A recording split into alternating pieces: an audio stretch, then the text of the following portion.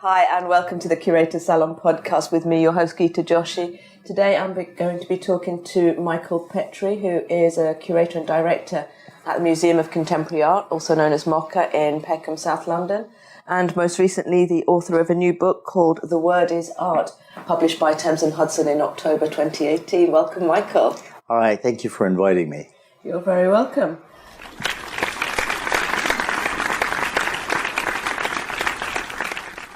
We're sitting here in Peckham, and we were talking about how diverse the art scene is, and it is really quite amazing what's happening in Peckham. And there's such a demand for not just the visual arts, but the performing arts. And one of the interesting things for me is that the books that I do usually become touring exhibitions. Mm-hmm. And the Word is Art follows on from several other books I've done for Thames and Hudson. The last one was called Nature Mort, Contemporary Artists Reinvigorate the Still Life Tradition.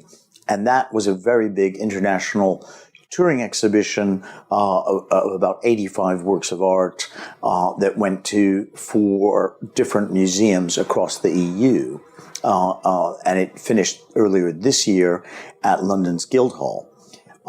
And we would right now be planning to do the tour of The Word is Art, except for Brexit, which is preventing all of the institutions that we have worked with abroad from committing to it, because, of course, they have no idea what our status is going to be on April the 1st next year.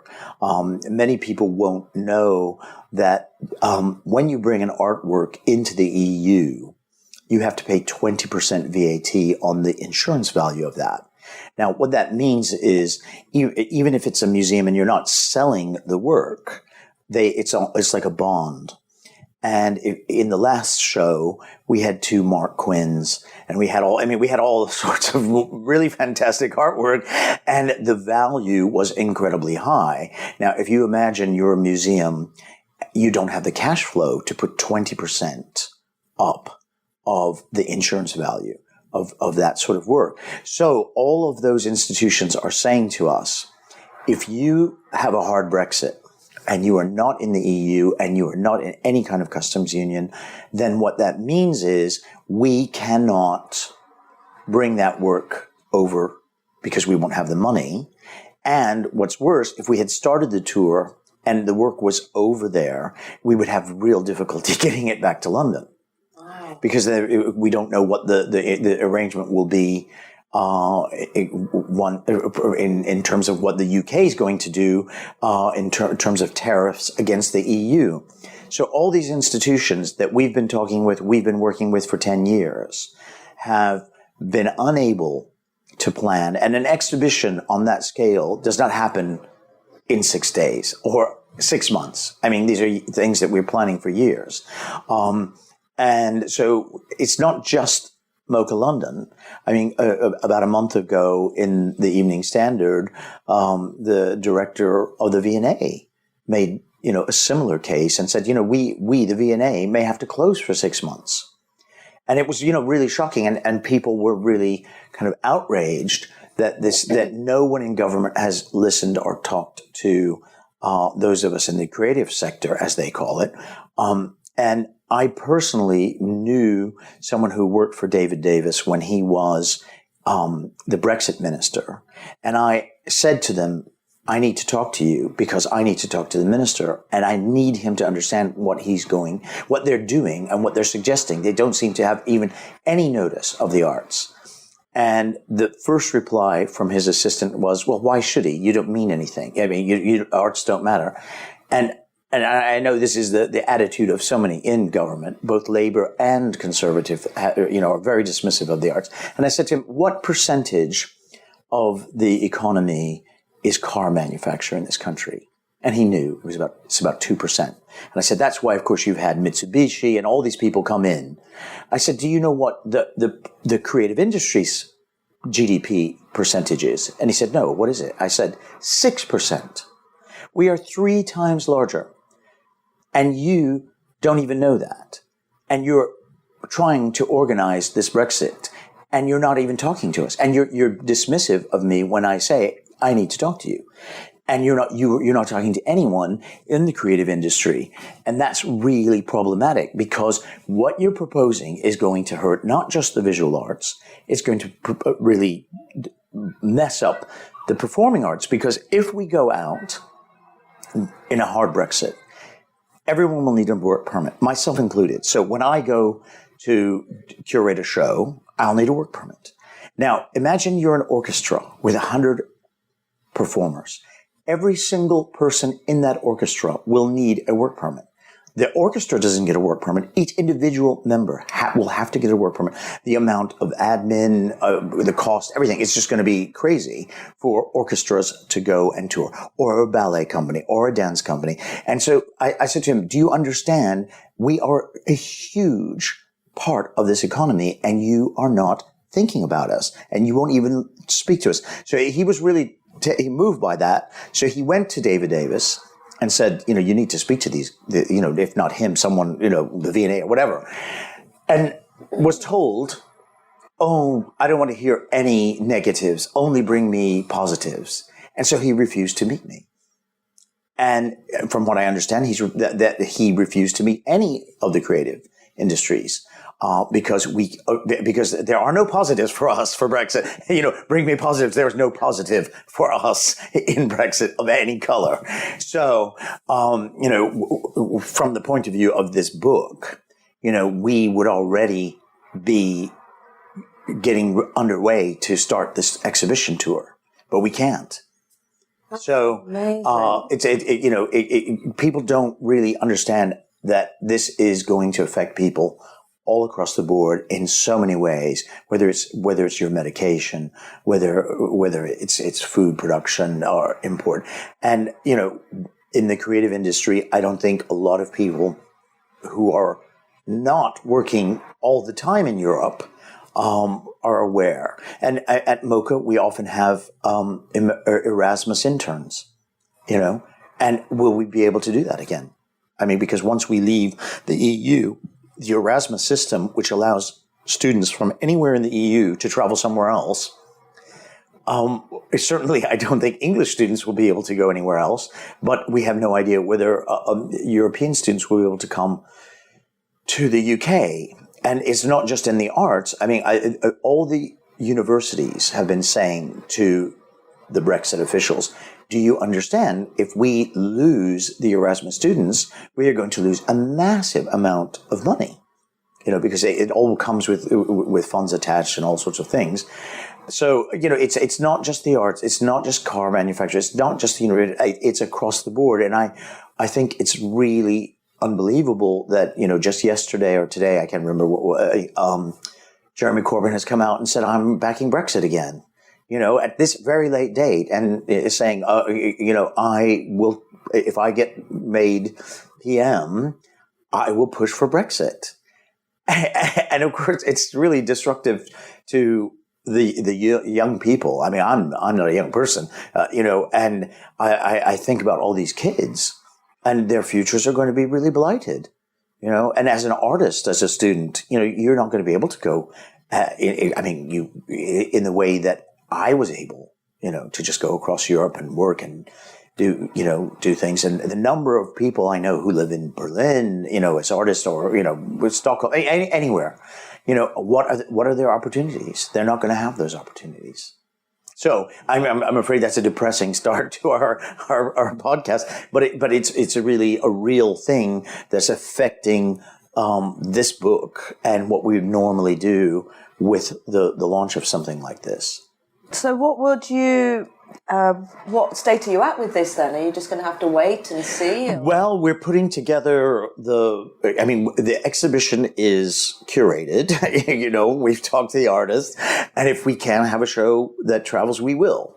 But up until we know what's happening, none of the institutions in mainland Europe are able to consider what they can do, and therefore put into their schedule when we might have this exhibition. So it's really everything is delayed in a way that we found ourselves in this situation unexpectedly, as does everyone else. That's incredible. So, I mean, I'm guessing that's also affecting how you might get your funding as well, not just with the museum when they pay to have the work there or on the insurance and things, but also if you're applying for funding, what you'd be able to do with it and what you can't.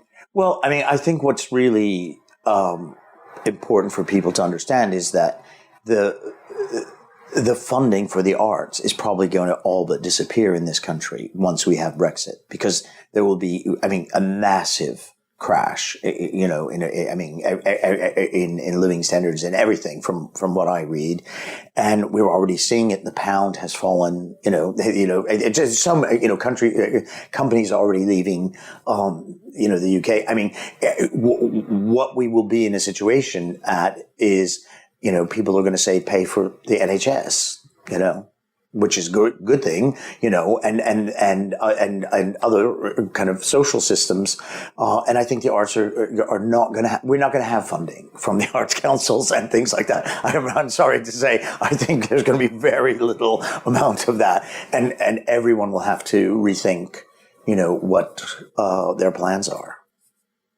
Do you think that's also only if you were looking to do things internationally? I mean, how much do you think Brexit's going to affect how much they give to, or funding bodies are giving to UK-based people? I think that pot is going to shrink. Mm. I mean, I think that pot will shrink immeasurably because, when a politician stands up in the House and says, "Why are we giving 100 million to the arts when we don't have enough nurses, or we don't have enough police?" It's a stupid, argument, and you shouldn't be comparing apples and oranges.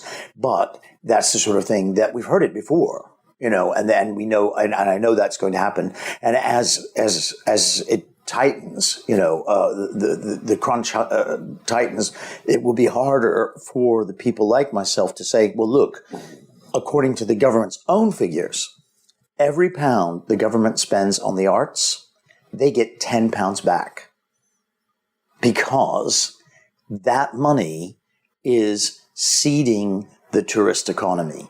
Because what happens? Why do people come to Britain? To see a nurse? No. To see a policeman? No. They come to see the Tate Modern.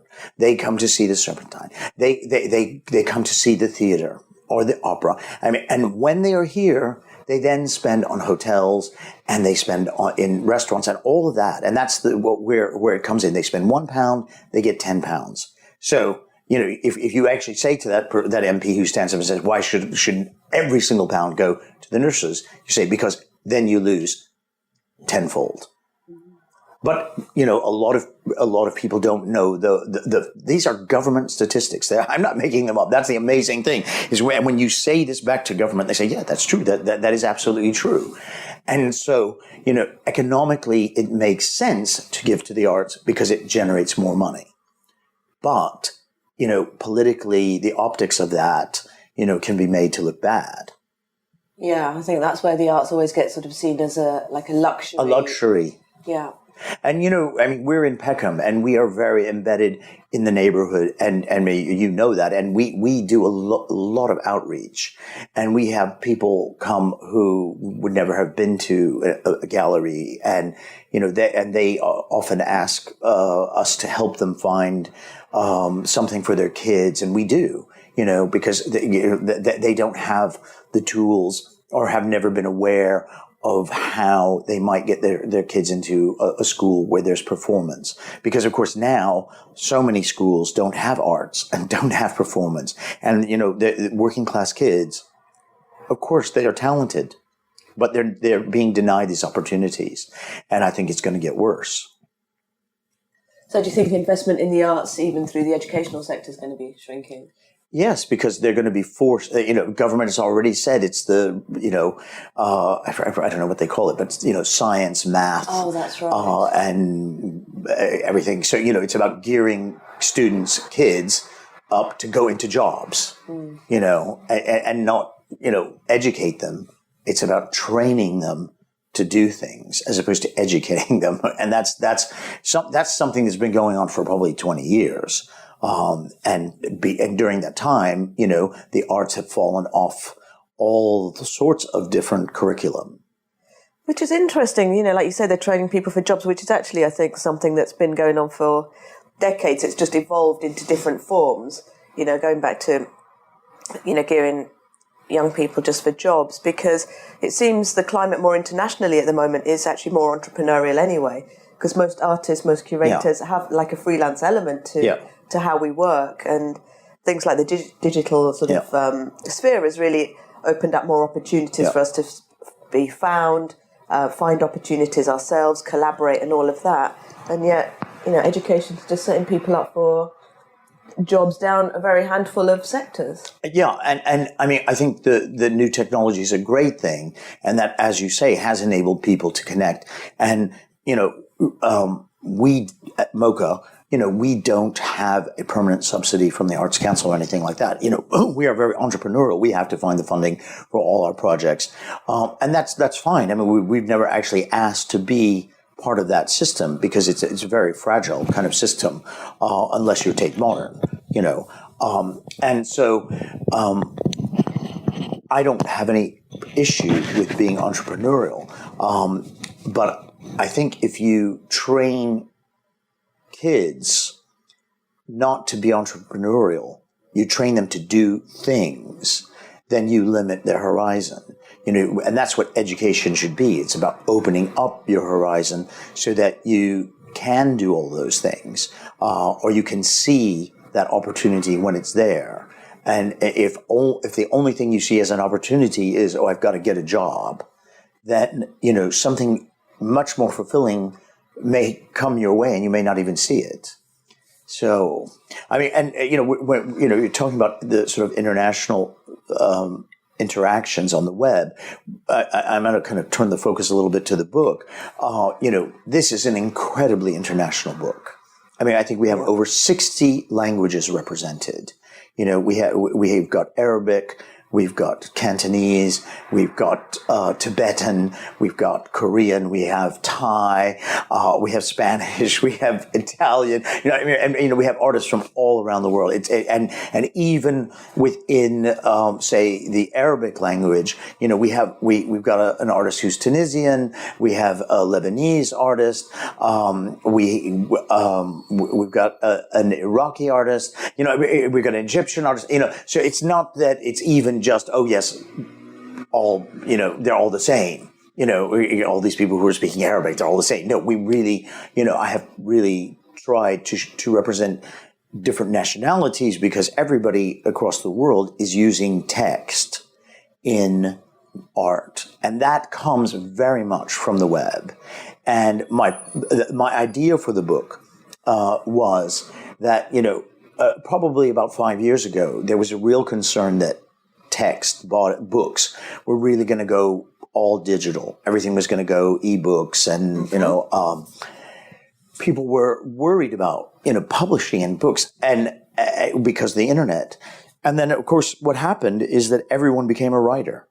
Everyone also became a photographer taking selfies, but everybody also became a writer because you're making text all the time. Yeah, it's so true. And you're reading all the time. And you're the new words like LOL or whatever, you have to learn the language of this new system, or you have to learn emojis, but you're still reading, and you're writing. And so instead of language becoming less important, language has become unbelievably important. And that's why the book is really timely, because again, people are aware that language is so part of the visual arts. And there's a chapter in the book on new media. And so we've even got a couple of examples of artists who work creating GIFs.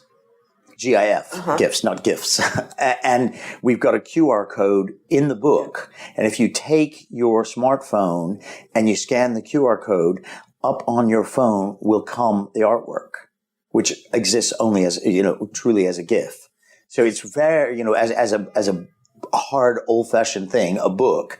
It's even connecting you to the internet and, in real time, as you read, if you want. You just take your smartphone and do it, and bang, you've got it. And funnily enough, this happened last night because I showed it to someone, and they were like, "Really? Let's see it." And they tried it, and they couldn't believe it. And I said, "Yeah, there you go. It works." So and the funny thing about new technology today is old technology tomorrow. Who knows how long the new technology element will be new? But it's really important for a book like this to show not only the works, like there's a chapter on installation, there's a chapter on sculpture, there's a chapter on painting. If you think of someone like Ed Ruscha, who's very famous for his paintings that include words, or that really are based in text. That's the kind of work that has lasted 50 years already. I think those gifts, who knows what's going to happen in 50 years? I doubt they will be on the internet. There'll be something else, but it'll be an interesting kind of situation for what happens to those new media things. So when you first came up with the idea of the book, was it that you were just was it that sort of fear of publishing sort of going or dying away, or was it that you'd sort of seen a lot of text in art and you sort of felt that all needed to be brought together and then perhaps, not categorized, but, put the way into the chapters that you've chosen? Well, or was it the other way around, actually? It's actually quite different from that, in the sense that in all the books that I've written, they come from my own practice as a visual artist. I'm first and foremost an artist. And in the 80s, I was making installation art. And for a long time, there was no name for it, even what we were doing. And then, it just sort of came within the way that other artists, we were all talking about it. But, it was like, well, I'm making an installation. And, in the late 80s, people would ask me, well, what is an installation? I would try to explain it, and my mother asked me, what's an installation? Oh. And I thought, I got to find a book for her because, I'm never going to be able to explain this properly to her. And there was no book. And so I went to Thames and Hudson and I called them and I asked to speak to one of the editors, Nikos Stangos, who was one of their famous editors. And I said to him, do you know what installation art is? And he said, no. And I said, that's why you need me to write you a book. And he said, okay, come in. We have a meeting. And we had a meeting and I came out of there and he said, fine, here, write a book. Incredible. And so the very first book on installation art is mine in the world. And that's because Thames and Hudson were very forward thinking and they understood, oh, wow, we don't know what this is. If we don't know what it is, yeah, I bet a lot of other people don't. And, when the book came out, there was a lot of contention. Oh, that's not installation. And it started a real dialogue around it. And by the time we brought out a second volume, not a revised, but a completely new book that looked at it called Installation in the New Millennium, that was about 10 years in between. By that point, the world had caught up. And understood this is installation or that's installation. It is how it's different from sculpture. It stopped being the necessity. The book, you didn't need a book anymore to tell you. Right. And the book that I did 2 books back, which we did a very big tour for, was called The Art of Not Making. Oh, yeah. The new artist-artisan relationship. And in that period, I went from making very temporary installations to very large-scale installations that often featured glass and very beautiful objects, very big.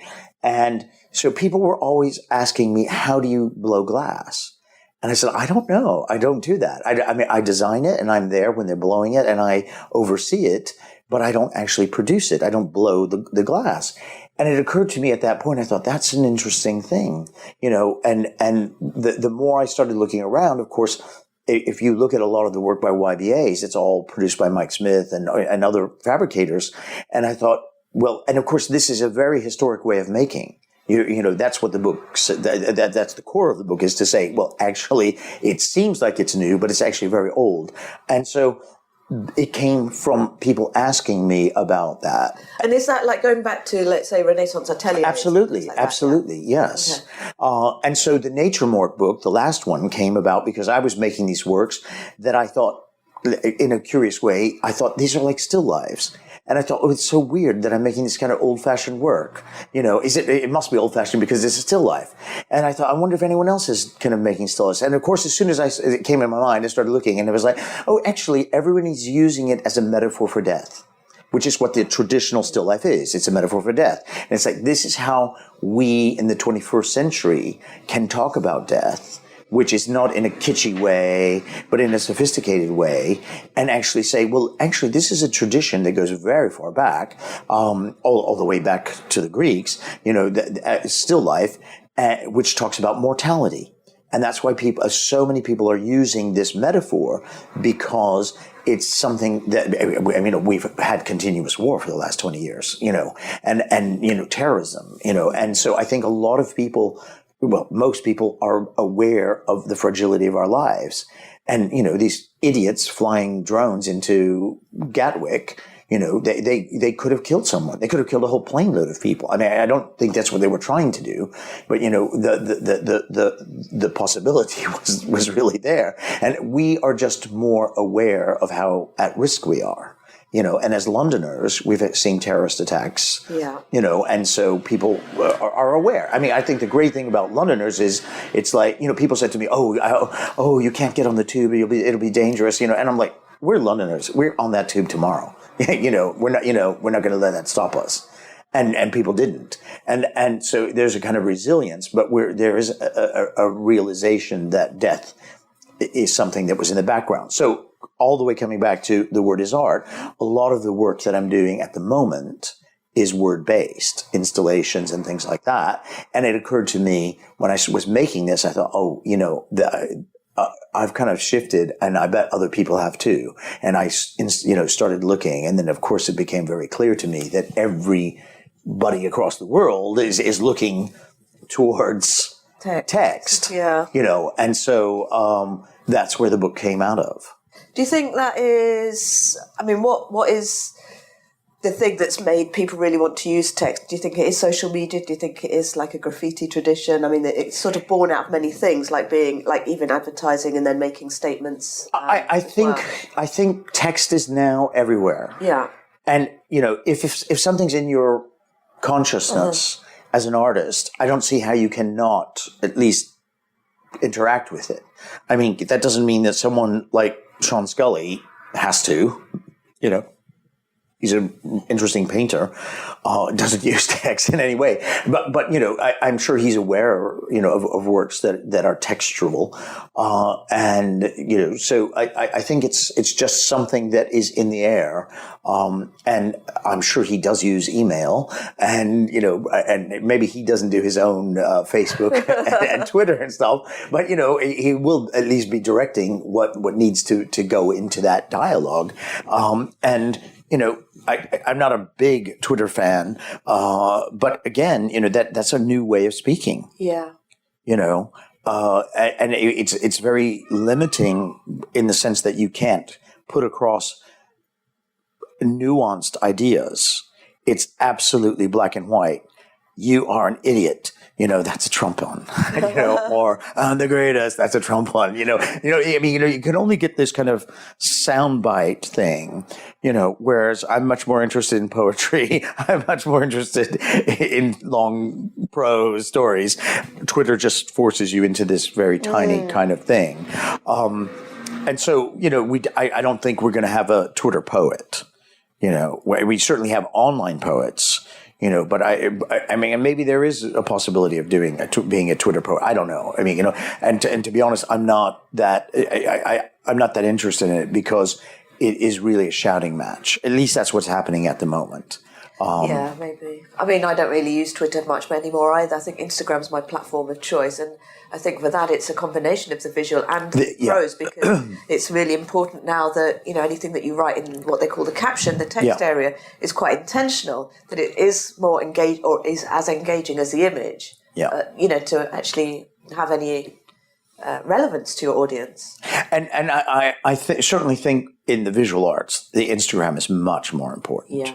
And maybe that's what's going to happen over time, is that those people who want different things, they will sort into different apps, because Instagram isn't really very good if you're a musician. Right. Yeah. And Vine, which was this kind of 6-second kind of video. I mean, again, that's not. I mean, maybe you can hit a high note and go, I mean, that's probably it. It's just over and over. I mean, that's not. YouTube is very good for that because you can put up your video, and people can watch it. And so whereas in the arts, visual arts, not that many people use YouTube. Yeah, that's true. So I just think depending on what your interest is, you'll start using certain platforms and not others. So going back to the book, it's got over 200 artists, and I think you've categorised under your chapters as those making social comment, and then actually a chapter around books themselves as the form of the artwork. So how did you deal with translation? So one of the key tenets of the book is to talk about the difference between reading a text and reading an artwork. Mm-hmm. So when you look at a painting that has a word on it, you're doing two things. First of all, you're reading the language, which is one type of reading, but you're also reading the whole thing as an artwork, mm-hmm. which is a very different kind of reading. So in this work, all the works in this book are dealing with that double sense of reading as a language and reading as an artwork. And what happens is your mind has to translate the visual part of it, reading an artwork, into a verbal language so that you can understand it. So there's already one translation going on. So what happens if the word on the painting is in another language than the one that you know? You have a third type of translation because you have to actually make a translation of that language text into a text that you can read. And then you have the translation of that into the artwork. So there's a painting by a French artist which says, Je t'aime, Mohammed. Okay, now if you read French, it means I love Mohammed. But if you don't read French, they're just words, or equally all of the work in Arabic, I don't know what it says because I don't read Arabic. So when I see it visually, I'm only reading it as an artwork because I cannot read the language. So I'm missing half of the information in that work unless I read the translation, which is provided in the book. But when you see the artwork in situ, you don't have that translation. But the translation in, even like within a book or, it could be the gallery panel that explains an artwork that's in another language, you often lose the cultural context as well, don't you? Absolutely. And that's what I'm talking about in the book is the reading, the translation. Every time you translate from one thing to another, you lose information. And so, maybe a painting, even a painting, has cultural text and cultural context. There's a word by Hilseed, and I'm even pronouncing his name wrong because I don't speak, Arabic, and so I'm sure I'm mispronouncing his name. He's made an installation in Cairo, okay, and it's Arabic across 50 different buildings, and it's huge. It's an incredible thing, and you need to actually be in the city on a certain hill to see it all together.